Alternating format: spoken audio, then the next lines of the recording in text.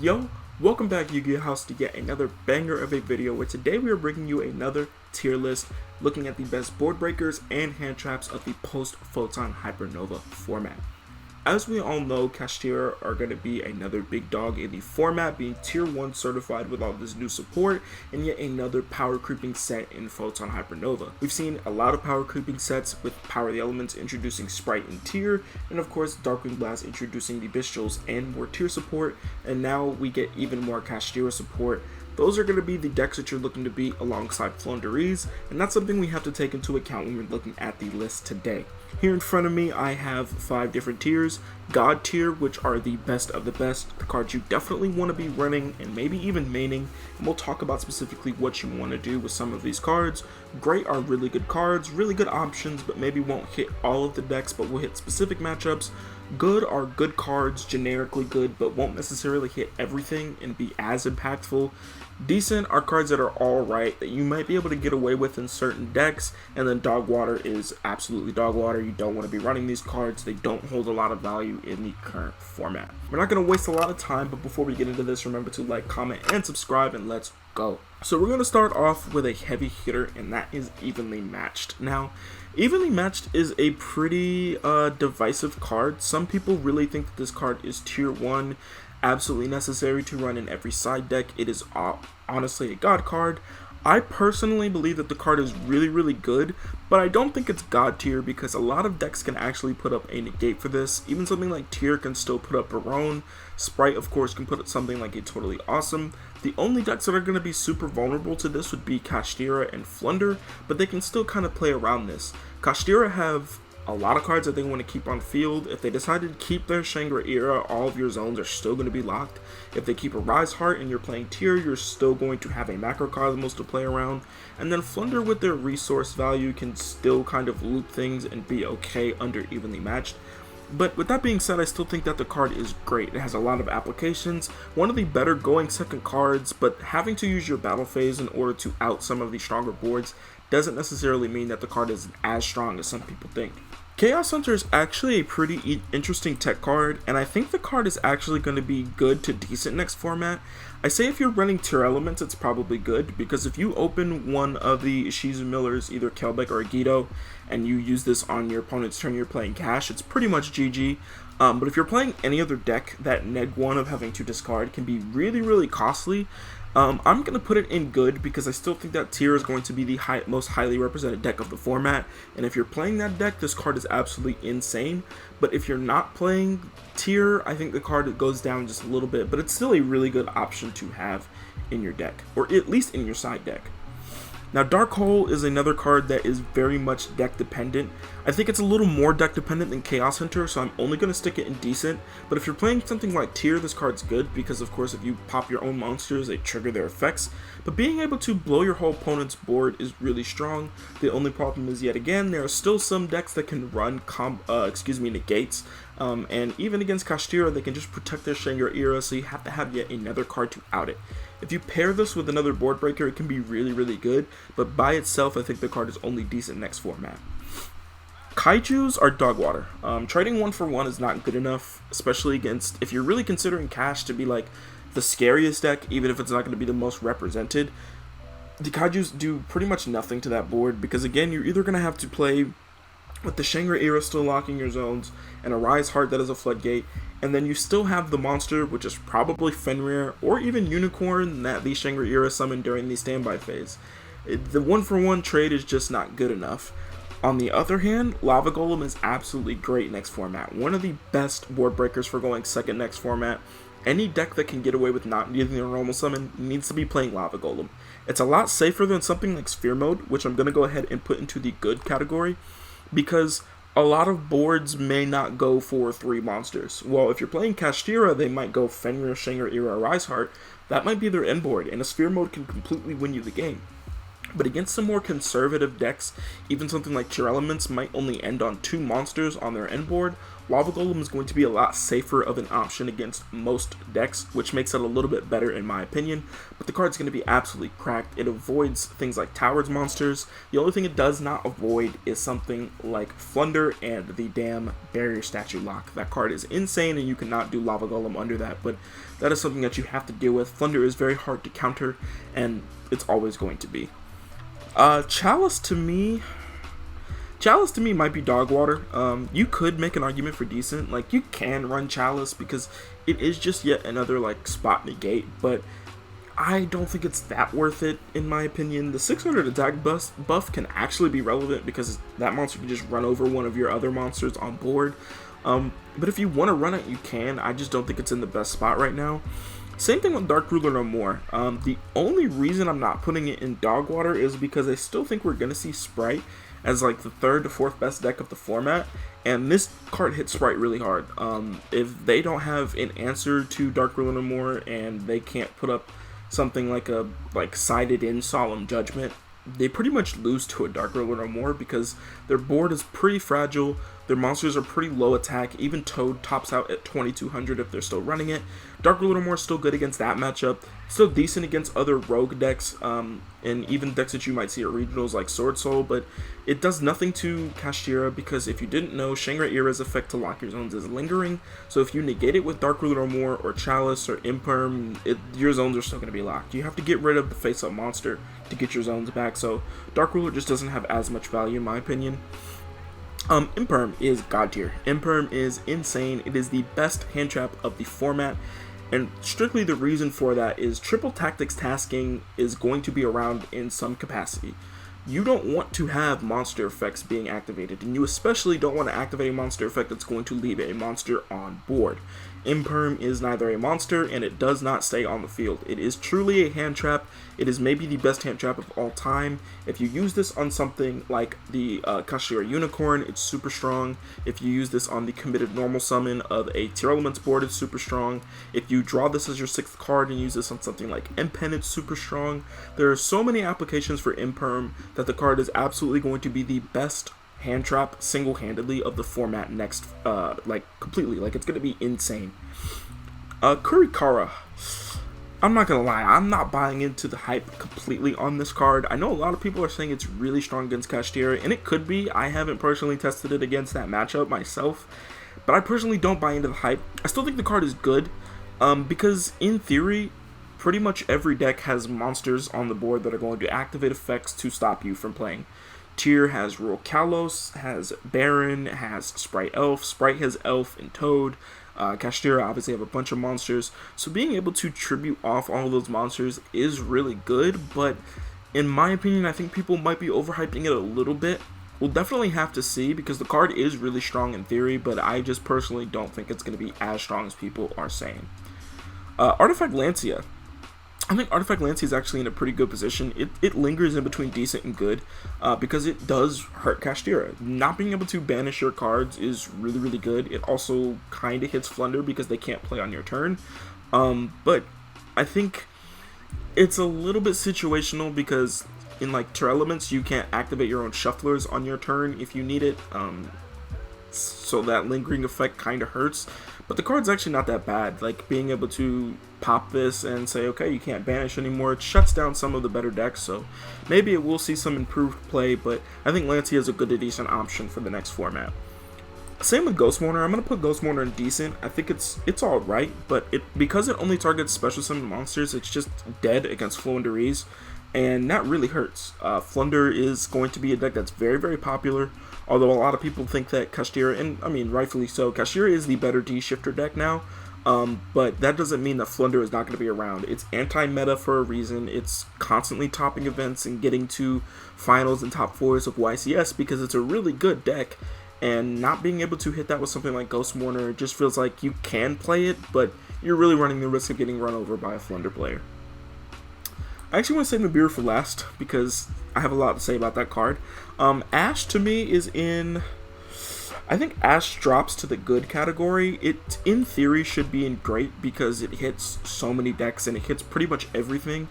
But this is not going to find you a lot of value against Tyr, and it's not going to find you a lot of value against Shangriira, because if they open an extender, even Sprite, like, if any of those decks open an extender in their hand, Ash is just not good. It's garbage almost. Like, you Ash an effect, yeah, but especially against Shangriira, if you Ash Unicorn and they already have Field Spell or Theosis or Birth in hand, you pretty much have lost the game at that point. So as good as Ash is, because it covers a multitude of matchups, I think you can maybe put it in good. I'm going to stick it in great just because it is so generic and you can get away with maining it pretty much all the time.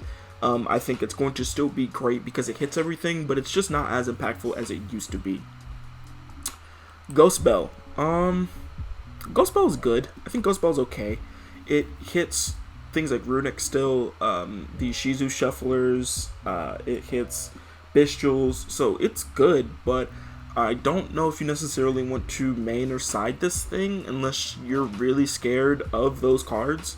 But, you know, Ghost Bell is still good. It has its applications, and in certain formats it can be great. I just think right now it's only in good. Rayeki. I think Rayeki is a better Dark Hole, but it's really not that great of a card. This is not going to be good against Shangriira because Shangriira has a destruction protection effect where it can just attach a material if it would be destroyed. So that alone makes the card not as good as it was, but if you can, like, if you open 2 Rayekis, it's GG against Shangriira. They can't do anything because you're going to Rayeki all of their other monsters. Even if they keep their Shangriira, you use the second Rayeki, it's over for them. The card's okay, but against decks that have negates, it's pretty much useless. So matchup dependent, but it is a pretty good card for the next format. Droplet. Droplet's only going to go in decent. I think it's the same as Dark Ruler or more, essentially, where you have so many decks that don't really get hit by the just negating everything on my board effect. But it's a little bit better sometimes in Dark Ruler because you can use it defensively and offensively because it's a quick play. So on your turn, if you're playing against Tyr, you can shut down something like their Kalos so they can't keep the ball rolling. But again, there are just too many matchups where it's not going to be as relevant to where I don't know if you necessarily want to run Droplet right now. It's still decent in the side, I guess. And if you're playing a deck that wants stuff to go to the graveyard, it can still be good. But the fact that it has to send to graveyard specifically, I'm actually going to move this to Dogwater because Dimension Shifter is going to be in both Flunder and Shangriira, and you can't even activate this thing under D-Shifter. So this card is actually kind of Dogwater for next format. Dark Ruler is actually better in this next format. Shifter is a god tier card. I'm sorry. I hate the card. I want it banned. I want it limited in some way, but this card is still sort of an auto win against Tyr for certain matchups. In Shangriira, if you go D-Shifter and go full combo, the Tyr player can't really do anything. You're going to lock all their zones, and they're still under D-Shifter. They can't play. The card's just insane. If you don't have an answer to it, like a Gamma or something, you're pretty much screwed. It's just GG at that point. The card is just so broken. Joel's Dogwater has to be sent to graveyard specifically to activate its effect, and none of the real big decks are going to be hit by Droll. Even if you activate it, like, they're not going to care. Some of these decks only need one search. It's a one-card combo. They don't really care. Droll just doesn't have a use this format. Super Poly. Super Poly is going to be decent. I think it's still a strong card. I mean, any card that says you can't respond to it at all is ridiculously strong, especially on a quick play spell. But again, you have to discard a card, so in certain decks, I mean, the only decks that can play it really right now are like Despia and Tier Elements. Having to discard that card can definitely hurt, and a lot of these boards can't really be hit by Super Poly. If your opponent with Flunder puts up a barrier statue, you can't fuse their monsters together. Shangriira, I don't think they can be hit by this unless they end on Diablosis and a Rise Heart, so there's that. There's just not a lot of uses for it, but in rogue matchups, again, at a regional to locals level, it's probably still really strong because you'll see decks like Exosisters, you'll see decks like Sword Soul, you'll see decks that can be hit by Super Poly, but right now it's just not the best. I want to save Thrust and Tactics for a little bit later. Valer is decent. Valer, again, also specifies that it needs to go to the graveyard, so it's not great. It's a worse Imperm, strictly. I think you could make the argument to go in good, but I think the amount of Shangriira players and the amount of Flu players we're going to see, D-Shifter is just going to kill this card if you see it. It's just not going to have as much of an impact. I mean, in a grind game, if you see it turn 3 and you make it to turn 3, yeah, it's still a good card, but Valer's just is a worse imperm, so I can only put it in decent for right now. Book of Eclipse. I really want to put Book of Eclipse in God tier. The only reason why I'm going to put it in great is because I don't think you can blindly run this in your main, because there's still going to be a lot of decks that run Ash. This card is Ashable because of that draw effect during the end phase, but this card is pretty much a GG against Shangriira. If you flip their board face down and all of your effects are live, that deck does not really run a lot of back row. There's not really a lot they can do. They pretty much have to scoop. It's good against tier elements. If you can bait out this card, if you flip all their stuff face down, there's a lot of applications for this card, but because it can still be hit by Ash, and if you don't clear their board, they can still draw cards off of it and kill you next turn. I think Book of Eclipse goes in great, not God tier. Lunar Eclipse. I hesitate to say Lunar Eclipse is better than Eclipse. I think they both are great. Lunar Eclipse is discard a card, target 2 to flip them face down. The fact that it targets makes it not God tier, and the fact that it only hits 2 cards and you have to discard makes it not God tier. But in something like Tier Elements, if you open Book of Lunar Eclipse versus Shangriira and you flip both their Arise Heart and Shangriira face down while discarding something like a Shuffler if you're not under Shifter, you're pretty much golden at that point. The card is really, really strong. Flipping effects are really going to be good next format with the Shangriiras being out. Now we're down to the nitty gritty. I think these 6 cards are probably the ones I deliberated the most on when I was making the list. DD Crow. DD Crow I really want to put in great for next format. It still hits tier really hard. It hits Sprite really hard if they go for the elf to target something. It doesn't hit Shangriira very much, unless you're in a simplified game state where like they have Birth on field, because Birth doesn't target. If they only have one target, it's good. But the fact that this card does not, stay on the field can be very relevant. Now, I believe Crow is also another card that says it needs to be sent to the graveyard. I could be mistaken. If that is the case, I guess I can look it up. The fact that this card needs to be sent to the graveyard actually makes me put it down to good, because under Shifter it's absolutely useless. But because it stays off the field, with something like Tasking coming around, I think it could find a little bit more use in this next format than we're actually anticipating. So DD Crow is actually going to come back, I think, in relevancy a little bit. It's a really strong card. Certain decks like Tri-Brigade, which is still a rogue deck, can just search this thing, which is super good. So there's a lot of applications for DD Crow. It gets knocked down a peg simply because it has to go to the graveyard. Now the Bistros. This includes every Bistro. I think because of Tasking, they're only going to go in great. If you don't know what Tasking does by now, if your opponent activates a monster effect during any phase, not just main phase, you can either set a normal spell trap if your opponent controls no monsters, or if they control a monster, you can add it to your hand. If you set the card, you cannot activate it. If you add it to the hand, you can. So Bistros are going to put themselves on the field. So if you Bistro like a Merly, they can just search Instant Fusion with Tasking and get to their Crit Kalos anyways and get their wall rolling on their engine. And that is pretty insane. So I think a lot of people might actually move these cards to the sideboard. And in matchups where you main it and you get punished by a Tasking, you're pretty much screwed. I really like the Bistros. I think they're still really strong in the format, but I think they're going to be maybe more of a side deck card depending on how good Tasking actually is. Shangriira Fenrir, I think, is a god tier card. This card's insane, man. Like, even before the tier elements Shangriira, the monster, has come out, I've been running this in tier for a while. Like, any deck that I can put Shangriira Fenrir in, I put it in the main deck, because the card is just that good. It applies so much pressure to your opponent. The new cards that are coming out gives it a wide variety of cards to search. It makes the Shangriira engine a bit more splashable if you want. Fenrir is just insane. The pressure that it puts on your opponent to have an answer for it right away is ridiculous. And whether you're going first or going second, this card just has so many applications. Thinning the deck out of 2 cards because you drew 1 and then it searches itself is just really good. In tier, being able to now search the 2 elements Shangriira, this card is insane. It's absolutely god tier going into next format. Now for the big 3. I'll save Tasking for last. Nibiru to me is also god tier. I think Nib and Imperm, in terms of generic hand traps, are the 2 best hand traps of the format. If you run into a Shangriira player and you nib them, it's over. They can't do anything. Like, they cannot play. Of course, you have to do it before they lock all your zones, but they are not going to be able to lock all your zones before they get to their 5th summon. Nibiru just shuts that deck down completely. It's good in Plunder, it's good in Tier Elements, it's good in any deck that can run Nib should be running a Nib. It's good against pretty much every meta deck but Flu, because Flu is very rarely going to go to 5 summons before they hit up a barrier statue. And against Tier, it's actually not that bad.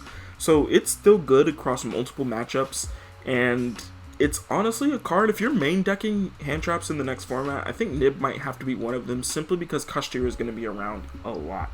Now moving into the big 2. Tactics in itself, I think, is great. I don't know if it's God tier, because something like Kashtira is going to activate Shangriira in the standby phase. It's good against Sprite, it's good against Tier, it's good against Flu, but against Kashtira it's not that great. I think you can still get away with maining it. Like, maining it at 2 is still really good. I'm still maining it at 2. It's still super strong, but I don't think it's as good as the rest of them. But Triple Tactics Thrust, I personally am buying into the hype. I think this is a god tier card. This card is pretty insane because you can just run so many sacky 1-ofs going first. You can run things like a Pointer of the Red Lotus, Dimensional Barrier, Artifact Sanctum. There's so many sacky 1-ofs you can run in the trap department, and then of course for spells you can run things like a Triple Tactics Talent, you can run Dark Ruler or more if you're going second, you can run Instant Fusion, even searching something like Terraforming is not bad in certain hands. Like, the applications for this card is actually pretty insane, and of course you can search Evenly Matched going second. I think that specific interaction is a little overhyped because, again, Evenly makes you use your battle phase, and that can kind of be detrimental at times, but I really think that the card is good, and I think it's going to be solidified as a tier 1 card. I think a lot of people are going to be experimenting it at the upcoming YCS. I'd be very interested to see what people are doing with this card. I personally, again, am buying into the hype that this is an absolute god card. It searches any 1-of. Like, that is just so insane that you can stick so many broken 1-ofs into a deck and search them out with this card. I personally believe it's going to be one of the best cards for the next format. So that is going to do it, taking a look at the tier list for the best board breakers and hand traps of the upcoming format. I am working on a tier list for decks, specifically a deck tier list for next format.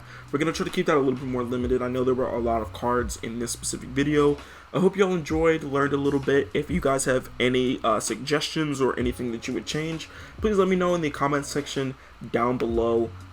We really have been appreciating the support that we've gotten recently. We're on the road to 1K subs. Please help us get there. Drop a like, share this video with your friends. Remember to subscribe, hit that bell. Everybody's welcome in the Yu-Gi-Oh house, y'all. Peace.